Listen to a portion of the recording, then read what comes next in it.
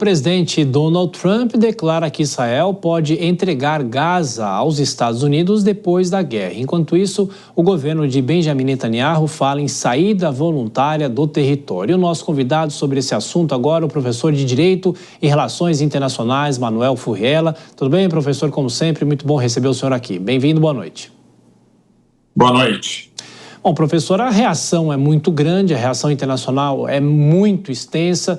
A partir do momento que ele falou do governo dos Estados Unidos assumindo a faixa de Gaza, mas eu acho que é importante, né, professor, esclarecer para a nossa audiência o seguinte: por mais que haja essa discussão, o que vai ser feito? A gente falava muito disso durante o período mais grave da guerra, se é que a gente pode classificar assim, do que seria feito com a faixa de Gaza depois desse conflito, mas a proposta americana é algo viável, não é viável, é algo estapafúrdio, como muita gente fala, é algo que fere leis internacionais? Bom, primeiramente a gente tem que entender o que é a faixa de Gaza, né? A quem ela pertence. Então, quando a ONU decidiu, em 1948, criar, e acertadamente, criar o Estado de Israel, também haviam os territórios que ficariam para os palestinos, já que era a população, o povo que ocupava praticamente toda aquela região. Então, houve ali uma divisão de territórios. Então, a ONU ela fez essa demarcação e a faixa de Gaza ficou para os palestinos, assim como alguns outros territórios, né? A gente ainda tem ali disputas territoriais entre Israel e palestinos, mas o certo é que havia já uma delimitação de que aquela região ficaria para eles. Então, é uma decisão dos palestinos. Nós sabemos que o Hamas é um grupo extremista. Houve um erro em deixar que ele governasse a faixa de Gaza e a Cisjordânia praticamente toda ficasse com o Fatah, que é um grupo mais moderado. Então, essa divisão entre os palestinos foi um erro naquele momento, mas, de qualquer forma, o conceito é básico, o conceito é o mesmo. É um território palestino. Então, depende de uma decisão dos palestinos e não dos Estados Unidos ou qualquer outra potência. O que pode haver é proposta. Então, pode-se apresentar propostas. Os Estados Unidos têm aí uma proposta que acabou sendo apresentada, que é ilegal, porque não é uma decisão tomada por quem é soberano, né, sobre aquela região, que é o caso dos palestinos. Mas se a gente pegar a proposta, ou como proposta, né, e não somente como os Estados Unidos quiseram apresentar como uma decisão, uma determinação, também não faz nenhum sentido desalojar as pessoas que lá vivem. Então há uma opção, há uma conexão daquelas pessoas com aquele território e decidir que elas devam viver em outras regiões, outros países, como na Jordânia e como no Egito. E, professor, só acrescentando, antes de passar para os nossos comentaristas, o senhor na OAB já trabalhou, já comandou a comissão para refugiados, o senhor tem um trabalho importante em relação a isso. Eu pergunto, o problema é saber para onde vai essa população? Inclusive, Israel falou em saída voluntária de Gaza. Não é bem assim, não é, professor? Não, não é. Os palestinos, eles se configuram no grupo que tem mais refugiados no mundo todo, ou seja, pessoas que deveriam viver no seu território, mas que não podem e acabam vivendo em outras regiões, como, por exemplo, no Líbano. Então, você encontra palestinos espalhados por toda a região. E as únicas regiões que são propriamente reconhecidas deles são a faixa de Gaza, né, esse pequeno território, e um território um pouquinho maior, que é a Cisjordânia. Então, a gente sabe que é uma disputa com Israel, não é uma questão fácil, não estou dizendo que é fácil, Israel também tem seus pontos em relação à disputa territorial. Então, em algum momento tem que se chegar a bom termo, mas de qualquer forma, os palestinos eles foram desalojados de várias regiões por vários motivos e a maior parte deles vive fora dos poucos territórios que ainda detêm, como refugiados que você mencionou. Dora Kramer e Cristiano Vilela participam também da conversa. A próxima pergunta a você, Dora. Boa noite, professor.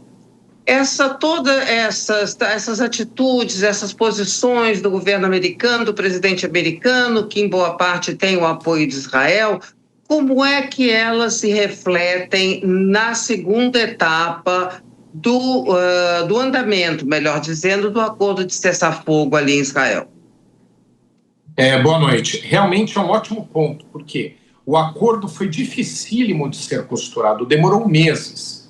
né? E ele acabou só sendo efetivamente costurado, são vários motivos, mas tem um principal pouco mencionado, que foi a partir do momento que Israel reorganizou-se na região e teve muitas conquistas militares. Então, Israel atacou os alvos que são os seus principais inimigos. Então, atacou o Irã, questão inédita, né? Nunca tinha havido um confronto direto entre os dois. Atacou alvos na Síria, quando caiu Assad.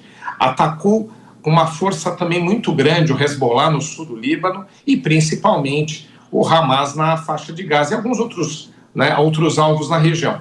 Então, a partir do momento que Israel chegou ali com uma certa segurança, um certo controle da região e desmantelando grandes origens de ataques ao seu território, principalmente ataques terroristas, ali entrou numa trajetória onde poderia vir o acordo. E aí veio também por outros fatores, também por uma necessidade de troca de prisioneiros para libertar os sequestrados, né, a população civil, ali quase, até agora menos, mas naquele momento, quase 100 sequestrados. São vários motivos.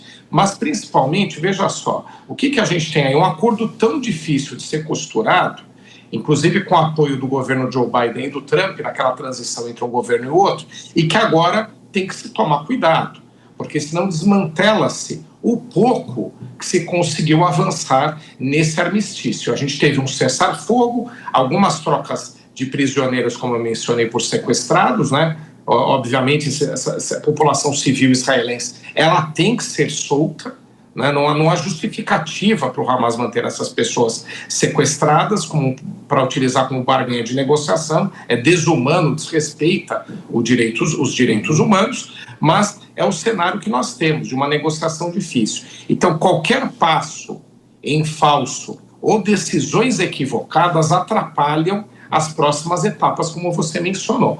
Porque o que a gente quer chegar depois no final dessas etapas, além, obviamente, da soltura dos sequestrados israelenses, né, que é um dos principais pontos, é começar uma trajetória de paz e de reconstrução para a faixa de Gaza. São mais de 2 milhões de pessoas que vivem naquele território diminuto, empobrecido e agora destruído. Vilela. Professor, boa noite. Professor, nós estamos aí com menos de 20 dias do governo Donald Trump e temos presenciado uma série de declarações, muitas delas fortes, maiúsculas, como da característica do presidente americano. Agora, outras delas talvez até ultrapassando um pouco os limites da própria execuibilidade, como esse episódio envolvendo a faixa de Gaza. Na sua visão, talvez esse tipo de declaração que acabe sendo inexequível, ela pode, de alguma forma, acabar minando a própria credibilidade do presidente americano enquanto figura capaz de liderar um grande bloco do ponto de vista mundial? Com certeza. Nesse caso específico, nós tivemos o maior erro dele até agora. Porque Donald Trump, né, nesses anos todos, a gente aprendeu a conhecer um pouco as suas estratégias. Ele faz muitas vezes colocações factoides, ou faz colocações, como você mencionou, que são inexequíveis, mas de uma coisa a gente não pode ter dúvida. Ele está sinalizando que ele quer tratar de alguma questão relacionada aos assuntos que estão sendo trazidos. Então, veja só, ele organizou o desmantelamento do acordo de livre comércio que tem com o México, com o Canadá, que é NAFTA, né, com aquelas sobretaxas, e depois ele mostrou que queria uma composição com os dois em termos de combate ao tráfico de drogas e, principalmente, aí no caso do México, não é, um maior controle das fronteiras, para que não ficasse só a cargo do lado americano controlar suas fronteiras aí dos imigrantes de vários países, né, que cruzam o México. Então, ali a gente entende. Ele fez essas colocações, mas a gente entende os objetivos. Em outras questões também. A China vai ser um grande alvo, a gente já está sabendo, ele quer diminuir o poder chinês. É um dos motivos pelos quais ele está pressionando o Panamá. Né? Ele não quer retomar militarmente ou reconquistar o canal do Panamá. O que ele quer é repactuar o acordo que tem com aquele país e principalmente diminuir a influência chinesa, né, no mundo, ele no caso específico no Panamá. Mas, de qualquer forma, essas sinalizações com factoides, a gente de alguma forma entende que ele está indicando onde ele quer fazer um movimento e que algum movimento virá. Agora, nesse caso específico, ele recuou Nós vimos isso porque as críticas foram de todos os lados, até mesmo das partes que estão fazendo esse difícil acordo que foi mencionado aqui anteriormente, né? Então, nesse caso, o recuo traz sim um desgaste para ele, porque foi um recuo total de mudança de posição, diferente do que ele havia afirmado. Então, não é uma indicação do que quer fazer como nos outros casos, mas aqui efetivamente ele disse o que queria fazer e é totalmente absurdo que queira fazer uma determinação de como vão ser conduzidas as questões num território, né, que tem controle, que tem soberania pelos palestinos e não pelos Estados Unidos. Causa, sim, desgaste internacional. Este, para mim, por enquanto, foi o grande problema que ele trouxe à sua gestão em termos de imagem.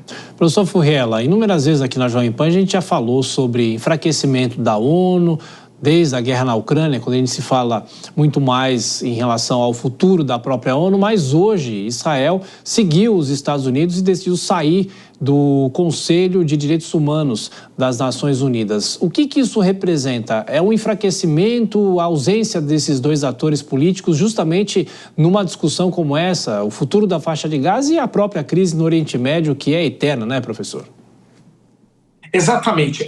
Fazer parte de fóruns internacionais não significa que o Estado possa ter suas posições, né? Como eu disse aqui, Israel tem pontos realmente importantes, tem seus pontos de vista com relação às disputas que tem com os palestinos. Os palestinos também não é uma questão simples ali, né? A gente consegue pontualmente dar razão ao lado ou ao outro, mas no todo é uma composição que precisa ser analisada e ouvida do lado israelense e o lado palestino também. Então, agora, deixar de fazer parte de organizações internacionais, deixar de fazer parte, né, de um fórum importante para a discussão de direitos humanos, enfraquece também a posição de Israel.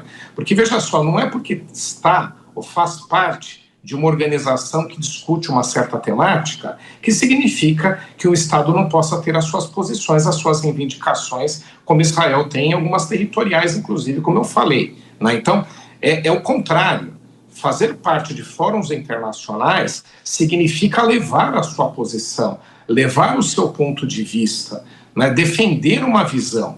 Então, Israel não fazendo parte, ele não está levando o seu ponto de vista, né, para essa importante instituição que é a Comissão de Direitos Humanos da Organização das Nações Unidas. Mas o problema é que a interlocução, utilizando-se organizações internacionais, ela está enfraquecida há muitos anos, né? Começou quando teve o final da União Soviética, porque a ONU ela tinha um papel importante em fazer uma mediação entre o mundo capitalista e socialista, ou comunista, como queiram, começou a perder. Depois os Estados Unidos, vendo-se como potência sozinha, começou a tomar decisões por conta própria. Quando invadiu o Iraque, por exemplo, não teve autorização da ONU para aquilo. No Afeganistão teve, né, em resposta aos ataques que sofreu, mas em Iraque não teve, e mesmo assim invadiu. E depois agora a gente vê um apogeu onde a ONU ela não tem um papel relevante em questões internacionais, ela não está sabendo lidar com o problema de palestinos e israelenses e, por fim, para coroar essa crise, né, das grandes interlocuções por organizações internacionais, a saída de países importantes da Organização Mundial da Saúde, né, também da comissão do Comitê de Direitos Humanos da ONU. É uma crise das organizações internacionais, mas eu também vejo como um equívoco desses estados, porque não fazendo parte, não colocam seu ponto de vista. Professor Manuel Furriela, de Direito e Relações Internacionais, obrigado sempre pela atenção com os nossos espectadores. Grande abraço, professor. Boa noite.